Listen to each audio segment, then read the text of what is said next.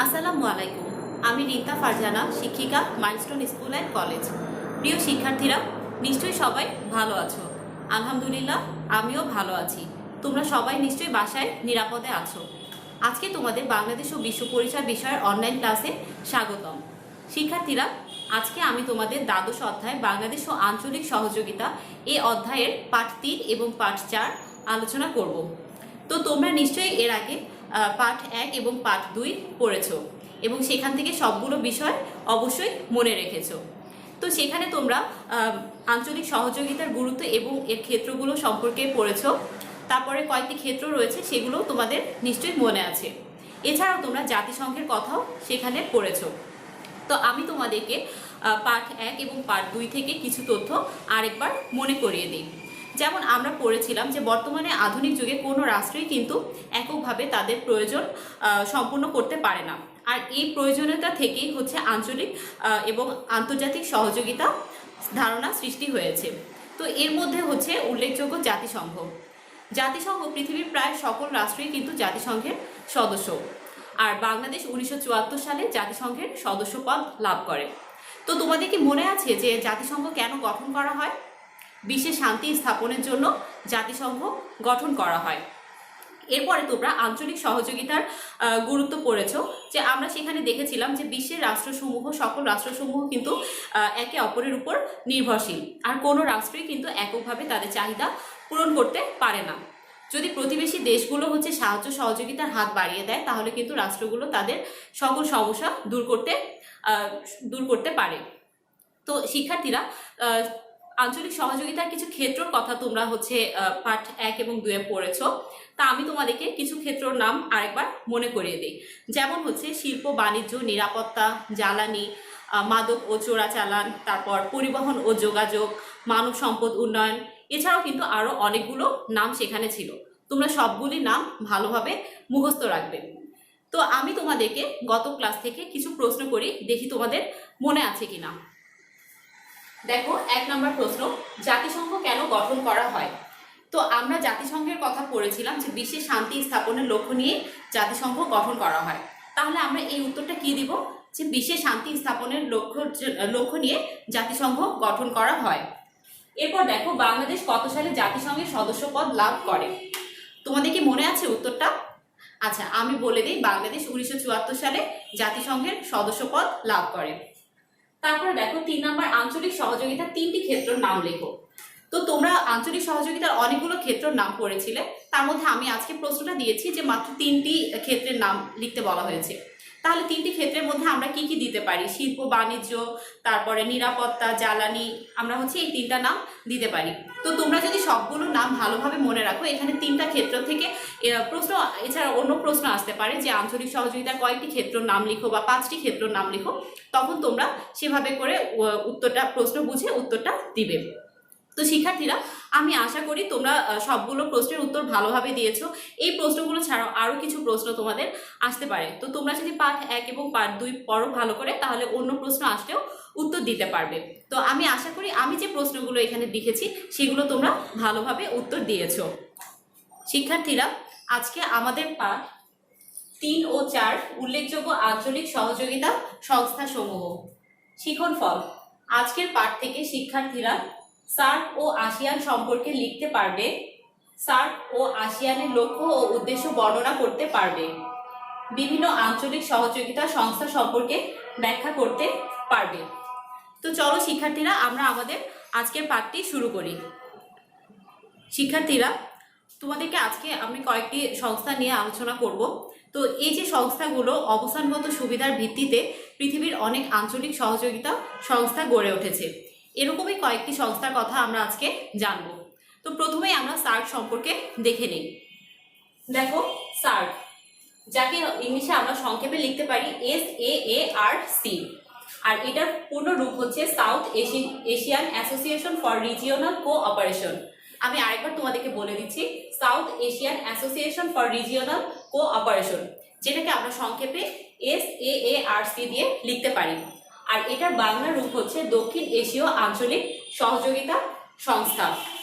তো সার্ক কবে গঠিত হয় চলো দেখে নিই। সার্ক গঠিত হয় 1985 সালের ডিসেম্বর মাসে। আর বাংলাদেশের উদ্যোগেই কিন্তু এই সার্ক গঠিত হয়। এখন দেখো সার্কের সদস্য দেশসমূহ কয়টি রয়েছে। সার্কের সদস্য দেশ হচ্ছে বাংলাদেশ, ভারত, পাকিস্তান, নেপাল, শ্রীলঙ্কা, মালদ্বীপ, ভুটান ও আফগানিস্তান। সর্বমোট 8টি দেশ। তো এই 8টি দেশ তোমরা হচ্ছে নামগুলো ভালো করে মুখস্থ রাখবে। এরপর পর্যবেক্ষক হিসাবে মিয়ানমার যুক্ত হয়েছে। আর সার্কের সদর দপ্তর হচ্ছে নেপালের রাজধানী কাঠমান্ডুতে। তো এখানে সার্কের যে তথ্যগুলো আমি দিয়েছি তোমরা অবশ্যই এই তথ্যগুলো ভালো করে মুখস্থ রাখবে। এছাড়াও সার্কের হচ্ছে মূল লক্ষ্য অর্থনৈতিক সহযোগিতা হলেও এর কর্মক্ষেত্র কিন্তু সমাজ, তারপর শিক্ষা, সংস্কৃতি, যোগাযোগ, প্রযুক্তি সহ উন্নয়নের সর্বক্ষেত্রেই বিস্তৃত। তাহলে শিক্ষার্থীরা আমরা হচ্ছে এখান থেকে জানতে পারলাম, সার্কের পূর্ণরূপ জানতে পেরেছি এবং পূর্ণরূপের যে বাংলাটা আছে দক্ষিণ এশীয় আঞ্চলিক সহযোগিতা সংস্থা, সেটাও আমরা জানলাম। আর সার্কের সদর দপ্তর হচ্ছে নেপালের রাজধানী কাঠমান্ডুতে। তো এই তথ্যগুলো তোমরা অবশ্যই ভালো করে মনে রাখবে। এবার চলো আমরা দেখে নিই সার্কের লক্ষ্য ও উদ্দেশ্যগুলো কি কি রয়েছে। তাহলে আমরা চলো সার্কের লক্ষ্য ও উদ্দেশ্যগুলো দেখে নিই। দেখো, সার্কভুক্ত দেশগুলোর জনগণের জীবনযাত্রার মান উন্নয়ন করা। আমরা সার্কভুক্ত 8টি দেশের নাম পড়েছিলাম, এই 8টি দেশের কথা এখানে বলা হয়েছে। এই দেশগুলোর জনগণের জীবনযাত্রার মান উন্নয়ন করা, অর্থাৎ এখানে যে জনগণ রয়েছে তাদের জীবনযাত্রার মান কিভাবে উন্নত করতে হবে সেটা হচ্ছে সার্কের লক্ষ্য উদ্দেশ্যের মধ্যে পড়ে। এবারে দেখো 2 নম্বরটি আছে দক্ষিণ এশিয়ার দেশগুলোর মধ্যে মুক্ত বাণিজ্য। অর্থাৎ দক্ষিণ এশিয়ার যে দেশগুলো রয়েছে এই দেশগুলোর মধ্যে যাতে প্রতিটি দেশ একটি আরেকটি দেশের সাথে যাতে মুক্তভাবে বাণিজ্য করতে পারে সেটা সার্কের লক্ষ্য ও উদ্দেশ্যের মধ্যে রয়েছে। কল্যাণমূলক অর্থনৈতিক ব্যবস্থা চালু করা, অর্থাৎ কিভাবে অর্থনৈতিক ব্যবস্থার কল্যাণ করা যায় সেটা চালু করতে হবে। তারপর রয়েছে সদস্য দেশগুলোর মধ্যে আত্মনির্ভরশীলতা গড়ে তোলা। তো আমরা তোমাদের মনে আছে সদস্য দেশ আমরা 8টি পড়েছিলাম, এই 8টি দেশের মধ্যে আত্মনির্ভরশীলতা গড়ে তুলতে হবে। আর উক্ত অঞ্চলের সামাজিক ও সাংস্কৃতিক উন্নয়ন সাধনের লক্ষ্যে কাজ করা। তো আমরা হচ্ছে সার্কের লক্ষ্য উদ্দেশ্যের মধ্যে পড়েছিলাম যে সামাজিক এবং সাংস্কৃতিক ছাড়াও বিভিন্ন কল্যাণমূলক কাজ করে থাকে। তাহলে উক্ত অঞ্চলে সামাজিক এবং সাংস্কৃতিক উন্নয়নের সাধনের লক্ষ্যেও সার্ক কাজ করে থাকে। এছাড়াও রয়েছে সার্কভুক্ত দেশগুলোর মধ্যে বিরাজমান কোনো যদি বিরোধ ও সমস্যা থাকে সেগুলো দূর করে পারস্পরিক সমঝোতা সৃষ্টি করা। তো শিক্ষার্থীরা এখানে সার্কের যে লক্ষ্য ও উদ্দেশ্যগুলো রয়েছে এগুলো তোমরা অবশ্যই ভালোভাবে মুখস্থ করে রাখবে। এছাড়াও সার্ক কিভাবে গঠিত হয়েছে, সার্কের সদর দপ্তর কোথায়, এটাও তোমরা ভালোভাবে মুখস্থ করবে। শিক্ষার্থীরা আমরা তাহলে সার্ক সম্পর্কে অনেক তথ্য জেনেছি, এবার আমরা আসিয়ান সম্পর্কে কিছু তথ্য দেখে নিই। দেখো, আসিয়ান এর পূর্ণ রূপ হচ্ছে association of south east Asian Nations. আমি আরেকবার তোমাদেরকে বলছি, association of south east Asian Nations, যেটাকে আমরা সংক্ষেপে ASEAN দিয়ে লিখতে পারি। তো এই যে ইংলিশ নামগুলো আছে, যেমন আমরা সার্কের পূর্ণরূপ পড়লাম এবং হচ্ছে আসিয়ানেরও পূর্ণরূপ হচ্ছে পড়লাম, এই নামগুলো তোমরা ভালো করে মনে রাখবে এবং বানানগুলো অবশ্যই ভালো করে শিখবে। তো association of south east Asian Nations এর বাংলা হচ্ছে দক্ষিণ পূর্ব এশীয় জাতিসমূহের সংস্থা। আর আসিয়ান গঠিত হয় হচ্ছে 1967 সালের 8ই আগস্ট, যা দক্ষিণ পূর্ব এশীয় দেশগুলো নিয়ে আসিয়ান গঠিত হয়। এবার দেখো আসিয়ানের সদস্য দেশের মধ্যে রয়েছে Indonesia, Malaysia, Brunei, Thailand, Vietnam, Cambodia, Philippines, Laos, Myanmar এবং সিঙ্গাপুর। তো আমরা সার্কের সদস্য দেশ 8টি পড়েছিলাম এবং আসিয়ানের সদস্য দেশ এখানে আমরা 10টি নাম আছে, 10টি নাম তোমরা ভালো করে মুখস্থ রাখবে এবং মনে রাখবে যে কোনটা সার্কের সদস্য দেশ এবং হচ্ছে কোনটা আসিয়ানের সদস্য দেশ। এবার দেখো সার্কের সদর দপ্তর কোথায়, আসিয়ানের সদর দপ্তর কোথায়। আসিয়ানের সদর দপ্তর হচ্ছে ইন্দোনেশিয়ার রাজধানী জাকার্তায়। তো আমরা সার্কের সদর দপ্তর পড়েছিলাম নেপালের রাজধানী কাঠমান্ডুতে, এবার আসিয়ানের সদর দপ্তর হচ্ছে ইন্দোনেশিয়ার রাজধানী জাকার্তা। এখান থেকে আমরা আরো একটা তথ্য জানতে পারছি যে হচ্ছে ইন্দোনেশিয়ার রাজধানী জাকার্তা। তো শিক্ষার্থীরা আসিয়ান সম্পর্কে আমি যে তথ্যগুলো দিয়েছি এগুলো তোমাদের বইয়ের মধ্যেও দেওয়া আছে, তোমরা অবশ্যই সবগুলো তথ্য ভালো করে মুখস্থ করবে। এবার চলো আমরা আসিয়ানের লক্ষ্য ও উদ্দেশ্যগুলো দেখে নিই। শিক্ষার্থীরা তোমরা আসিয়ান সম্পর্কে অনেকগুলো তথ্য দেখেছো, এবার আসিয়ানের লক্ষ্য ও উদ্দেশ্যগুলো আমি তোমাদের বলে দিচ্ছি। দেখো, আসিয়ানের লক্ষ্য ও উদ্দেশ্য: সম্মিলিত উদ্যোগে অর্থনৈতিক উন্নয়নের লক্ষ্যে কাজ করা। সম্মিলিত উদ্যোগে বলতে সকলের উদ্যোগেই হচ্ছে অর্থনৈতিক উন্নয়নের জন্য কাজ করতে হবে। এরপর দেখো, উক্ত অঞ্চলে শান্তি ও স্থিতিশীলতা বজায় রাখা। এখানে যে সদস্য দেশগুলোর কথা বলা হয়েছিল সেই সদস্য দেশগুলোর কথা বলা হচ্ছে যে উক্ত অঞ্চলে শান্তি এবং স্থিতিশীলতা বজায় রাখা, অর্থাৎ সেই অঞ্চলগুলোতে যাতে শান্তি এবং স্থিতিশীলতা থাকে সেটার লক্ষ্যে কাজ করা। এরপরে দেখো, সদস্য রাষ্ট্রগুলোর সামাজিক, সাংস্কৃতিক, অর্থনৈতিক ও প্রযুক্তিগত ক্ষেত্রে সৌহার্দ্য ও সহযোগিতামূলক সম্পর্কের ভিত্তিতে কাজ করা। সদস্য রাষ্ট্র বলতে আমরা পড়েছিলাম যে মালয়েশিয়া, ব্রুনাই, ফিলিপাইন, লাওস, মোট 10টি দেশের নামের কথা পড়েছিলাম। তো এই সদস্য রাষ্ট্রগুলোর সামাজিক, সাংস্কৃতিক, অর্থনৈতিক, প্রযুক্তিগত ক্ষেত্রে সৌহার্দ্য ও সহযোগিতামূলক সম্পর্কের ভিত্তিতে কাজ করতে হবে। এছাড়াও তোমাদের বইয়ে রয়েছে পেশাগত ও কারিগরি ক্ষেত্রে নিজেদের মধ্যে প্রশিক্ষণ ও গবেষণার ব্যবস্থা করা। তো কারিগরি বলতে যে বিভিন্ন বিষয়ে ট্রেনিং দেওয়া বা বিভিন্ন বিষয়ে প্রশিক্ষণ দেওয়া ব্যবস্থা করতে হবে। এছাড়াও সদস্য রাষ্ট্রগুলোর কৃষি ও শিল্পক্ষেত্রে সহযোগিতার ক্ষেত্রে সম্প্রসারিত করা, মানে কৃষি এবং শিল্পক্ষেত্রে সহযোগিতা করতে হবে। তো শিক্ষার্থীরা, আসিয়ানের যে লক্ষ্য ও উদ্দেশ্যগুলো রয়েছে সেগুলো তোমরা অবশ্যই বই থেকে ভালো করে পড়ে নেবে। এছাড়াও আসিয়ানের যে সদর দপ্তর রয়েছে, তারপর আসিয়ান কত সালে গঠিত হয় এবং এর সদস্য যে দেশগুলো রয়েছে 10টা নাম অবশ্যই তোমরা ভালো করে মুখস্থ রাখবে। তাহলে আমরা সার্কের লক্ষ্য ও সার্ক গঠনের লক্ষ্য উদ্দেশ্য পড়লাম এবং আসিয়ান গঠনের লক্ষ্য ও উদ্দেশ্য পড়লাম। এছাড়াও সার্ক এবং আসিয়ান সম্পর্কে আমরা বিভিন্ন তথ্য কিন্তু জানতে পারলাম। এরপরে চলো আমরা কোন সংস্থাটি নিয়ে আলোচনা করব সেটা আমি তোমাদেরকে বলে দিচ্ছি। এবার আমরা ইউরোপিয়ান ইউনিয়ন সম্পর্কে জানবো। তো দেখো যে ইউরোপিয়ান ইউনিয়ন, এটাকে সংক্ষেপে আমরা ইইউ দিয়ে লিখতে পারি। তাহলে শিক্ষার্থীরা দেখো, তোমরা কিন্তু সার্ক, আসিয়ান এবং ইউরোপিয়ান ইউনিয়ন এই তিনটারই সংক্ষিপ্ত রূপগুলো জানতে পেরেছো। তো ইইউ দিয়ে আমরা এটা বলতে পারি ইউরোপিয়ান ইউনিয়ন। আর প্রথমে পশ্চিম ইউরোপের যে দেশগুলো রয়েছে, পশ্চিম ইউরোপের দেশগুলো সহযোগিতার লক্ষ্যে প্রথমে গঠন করা হয়েছিল কমন মার্কেট। এরপর সেটা বেড়ে হয়ে যায় ইউরোপিয়ান ইউনিয়ন। তাহলে আমরা বুঝতে পারছি যে প্রথমে কমন মার্কেট হয়েছিল, তারপরে সেটা বৃদ্ধি পেয়ে সেটা বেড়ে ইউরোপিয়ান ইউনিয়ন হয়েছে। এখন দেখো, ইউরোপিয়ান ইউনিয়নের মুদ্রা রয়েছে, এই মুদ্রার নাম ইউরো। তো তোমরা এটা ভালো করে মনে রাখবে যে ইউরোপিয়ান ইউনিয়নের মুদ্রার নাম কি। ইউরোপের প্রায় সব দেশই ইউরোপিয়ান ইউনিয়নের সদস্য। তাহলে আমরা এর আগে সার্কের সদস্য দেশ পড়েছিলাম এবং আসিয়ানেরও সদস্য দেশ পড়েছিলাম।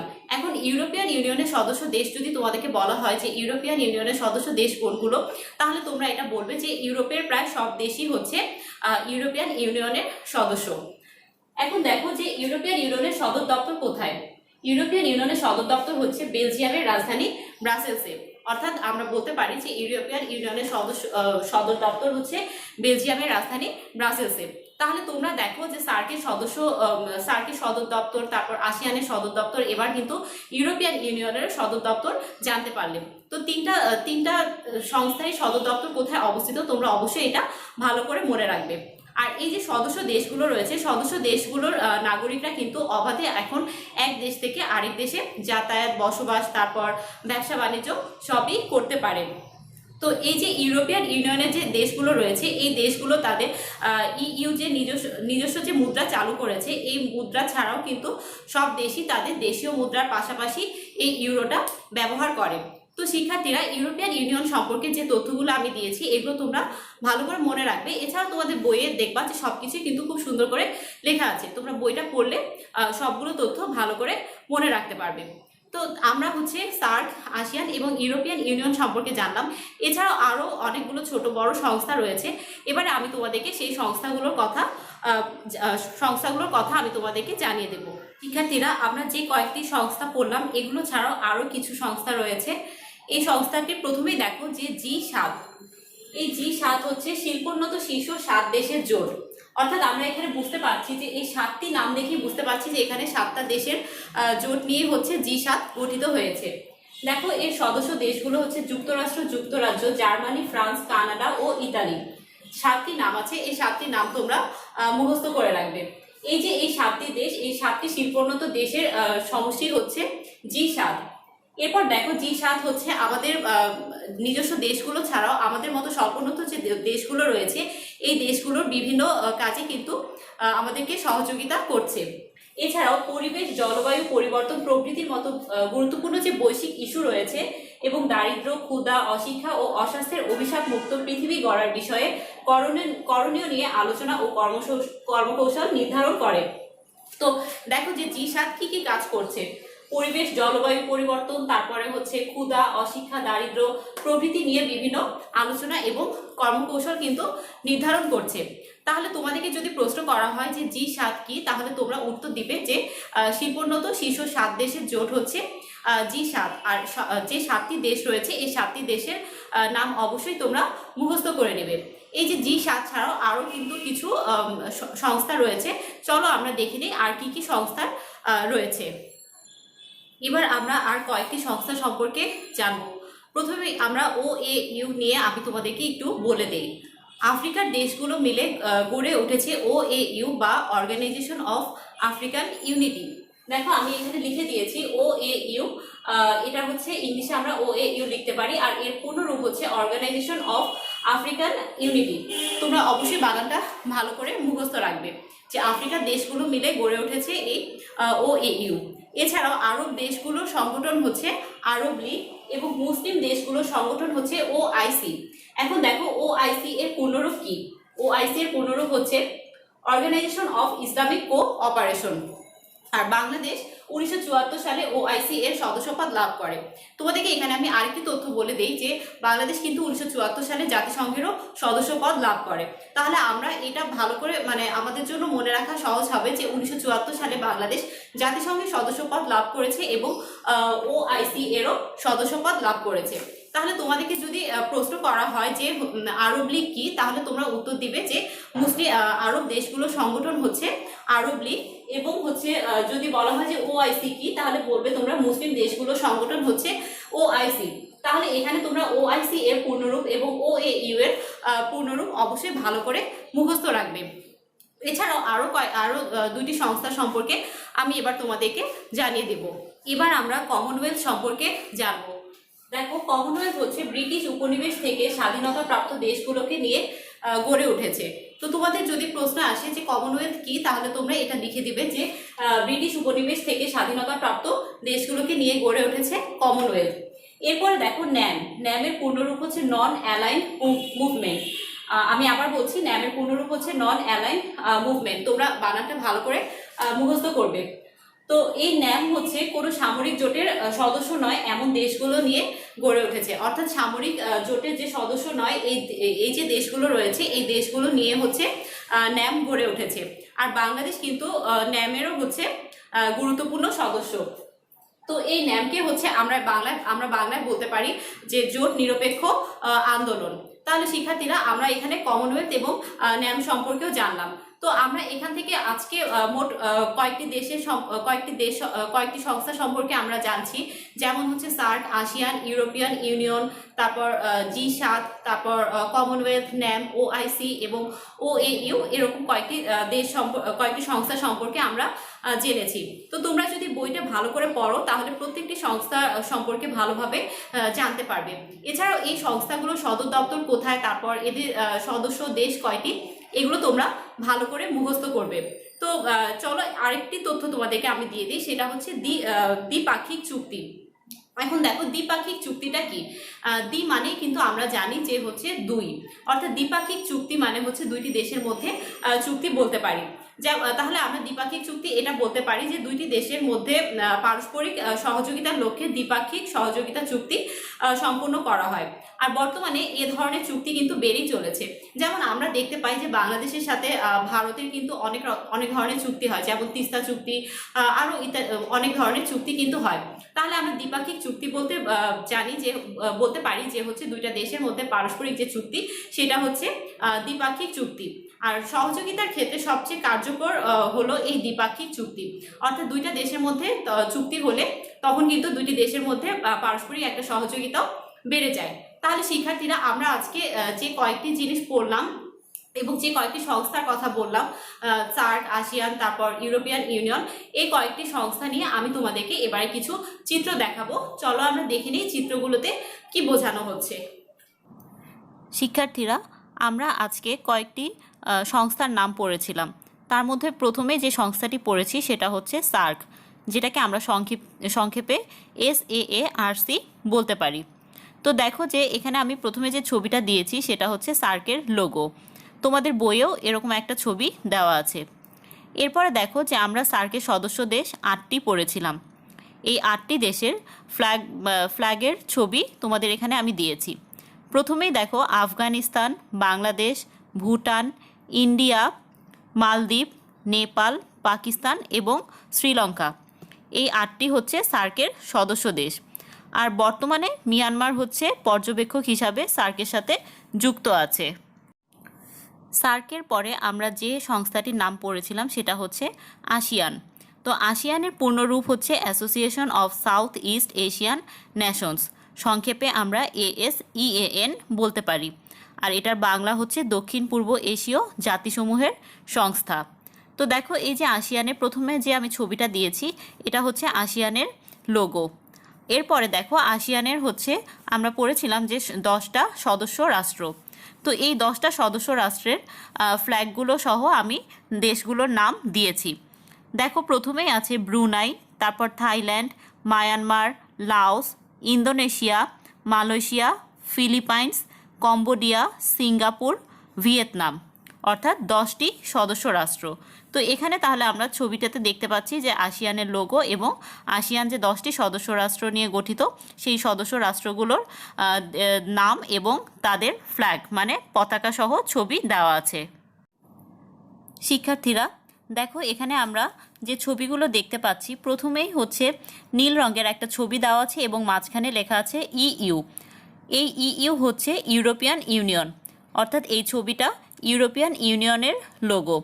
তো দেখো ইউরোপিয়ান ইউনিয়নের কিন্তু একটা মুদ্রা ছিল, সেই মুদ্রার নামটা হচ্ছে ইউরো। এরপরে দেখো পাশে যে ছবিটা আছে সেটা হচ্ছে G7-এর ছবি। G7 বা G7 হচ্ছে শিল্পোন্নত শীর্ষ 7 দেশের জোট, অর্থাৎ আমরা বুঝতে পারছি যে হচ্ছে 7টা দেশ নিয়ে এই G7 গঠিত। তো দেখো যে এখানে আমি দেশগুলোর নাম এবং তাদের ফ্ল্যাগগুলো সহ ছবি দিয়েছি। প্রথমেই দেখো ইউনাইটেড স্টেটস অর্থাৎ যুক্তরাষ্ট্র, এরপরে Japan, Canada, Germany, France, Italy এবং ইউনাইটেড কিংডম, অর্থাৎ ইউনাইটেড কিংডম হচ্ছে যুক্তরাজ্য। এই 7টা দেশ নিয়ে G7 গঠিত। শিক্ষার্থীরা আমরা আজকে যে সংস্থাগুলো পড়লাম, এবার আমি তোমাদেরকে কিছু প্রশ্ন করি, দেখি তোমরা উত্তর দিতে পারছো কিনা। দেখো 1 নম্বর প্রশ্ন, সার্ক কত সালে গঠিত হয়? তো আমরা এটা কিন্তু প্রথমেই পড়েছিলাম যে সার্ক হচ্ছে 1985 সালে গঠিত হয়, আর বাংলাদেশের উদ্যোগেই কিন্তু সার্ক গঠিত হয়। তাহলে আমরা উত্তর দিব সার্ক 1985 সালে গঠিত হয়। এটা ছাড়াও কিন্তু তোমাদের এখানে আরো প্রশ্ন আসতে পারে যে আসিয়ান কত সালে গঠিত হয়, তাহলে তোমরা প্রশ্ন দেখে অবশ্যই উত্তরগুলো লিখতে পারবে। এবার 2 নম্বর দেখো সার্কের সদর দপ্তর কোথায়? তো আমরা সার্ক যখন পড়েছিলাম সার্কের মধ্যে সার্কের সদর দপ্তর, তারপর সার্কের সদস্য দেশগুলো সম্পর্কে পড়েছি। সার্কের সদর দপ্তর হচ্ছে নেপালের রাজধানী কাঠমান্ডুতে। তাহলে আমরা উত্তর দিব সার্কের সদর দপ্তর নেপালের রাজধানী কাঠমান্ডুতে অবস্থিত। 3 নম্বর দেখো EU এর মুদ্রার নাম কি? আচ্ছা EU বলতে এখানে কি বোঝানো হচ্ছে? ঠিক বলেছো, এখানে ইউরোপিয়ান ইউনিয়নের কথা বোঝানো হচ্ছে। তাহলে আমরা পড়েছিলাম যে ইউরোপিয়ান ইউনিয়নের একটা নিজস্ব মুদ্রা রয়েছে, এই মুদ্রা হচ্ছে ইউরো। তাহলে আমরা এটা উত্তর দিব EU এর মুদ্রার নাম ইউরো। 4 নম্বর দেখো OIC এর পূর্ণরূপ কি? তো আমরা এখানে অনেকগুলো সংস্থারই পূর্ণরূপ পড়েছি, যেমন OIC, OAU, তারপর NAM, এগুলোর কিন্তু পূর্ণরূপ আমরা পড়েছি। তাহলে OIC এর পূর্ণরূপ আমরা কি দিব? ঠিক বলেছো, OIC এর পূর্ণরূপ হচ্ছে অর্গানাইজেশন অফ ইসলামিক কোঅপারেশন। তোমরা যখন এই ইংলিশগুলো লিখবে বানানগুলো অবশ্যই ভালো করে চেক করবে যাতে কোনো ভুল না হয়। এবার 5 নম্বর প্রশ্ন দেখো G7 কি? তো আমরা অনেকগুলো সংস্থার কথাই তো পড়েছি। G7 আমরা পড়েছিলাম যে শিল্পোন্নত শীর্ষ 7 দেশের জোট, আর সেখানে আমরা 7টি দেশের নাম পড়েছিলাম। তাহলে আমরা G7 কি, এটা যদি প্রশ্ন আসে আমরা উত্তর দিব যে শিল্পোন্নত শীর্ষ 7 দেশের জোট। তো শিক্ষার্থীরা এই যে আমি তোমাদেরকে এখানে যে কয়টি প্রশ্ন দিয়েছি এই প্রশ্নগুলো ছাড়াও কিন্তু তোমাদের আরো অনেক প্রশ্ন আসতে পারে। তোমরা যদি বইটা ভালো করে পড়ো তাহলে কিন্তু সবগুলো প্রশ্নের উত্তর দিতে পারবে, এবং আমি আশা করি যে আমি যে প্রশ্নগুলো দিয়েছি এই প্রশ্নগুলো তোমরা ভালোভাবে উত্তর দিয়েছো। তো এবার আমি তোমাদেরকে একটি বাড়ির কাজ দিই, চলো দেখি আজকে বাড়ির কাজটা কি আছে। শিক্ষার্থীরা আমরা আজকে সার্ক, আসিয়ান, তারপরে G7, ইউরোপিয়ান ইউনিয়ন এই সংস্থাগুলো সম্পর্কে জেনেছি, এবং আমরা পার্ট 3 ও 4 আমি আশা করি তোমরা ভালোভাবে ক্লাসটি আজকে দেখেছো। পার্ট 3 এবং 4-এর উপর যে ক্লাসটি নিলাম এই ক্লাসটি তোমরা অবশ্যই ভালোভাবে দেখেছো। তো আজকে বাড়ির কাজ থাকবে আসিয়ান গঠনের লক্ষ্য ও উদ্দেশ্যগুলো কি, এটা তোমরা শিখবে। তো আমরা সার্কের লক্ষ্য উদ্দেশ্য পড়েছিলাম এবং আসিয়ান গঠনেরও লক্ষ্য উদ্দেশ্য পড়েছি। তাহলে তোমরা আসিয়ান গঠনের যে লক্ষ্য উদ্দেশ্য আছে এটা তোমরা শিখবে। আর আমি আশা করি আজকে আমার এই ক্লাসটি তোমরা মনোযোগ দিয়ে দেখেছো। এছাড়াও তোমাদের যদি কোনো সমস্যা থাকে তোমরা অবশ্যই বিষয় শিক্ষকের সাথে কথা বলে সেগুলো সমাধান করে নেবে। আর আমাদের এই অনলাইন যে ক্লাসগুলো রয়েছে এগুলো তোমরা নিয়মিত দেখবে। তো সবাই ভালো থাকো এবং নিরাপদে থাকো। আল্লাহ হাফেজ।